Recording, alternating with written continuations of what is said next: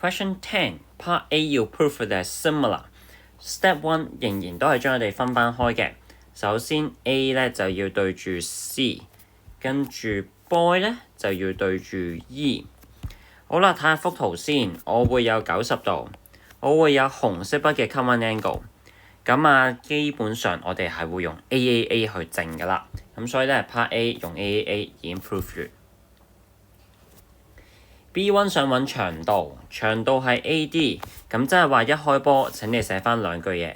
由於佢哋係 similar proved， 所以三個 ratio by corresponding size similar triangles， 佢哋應該係一樣。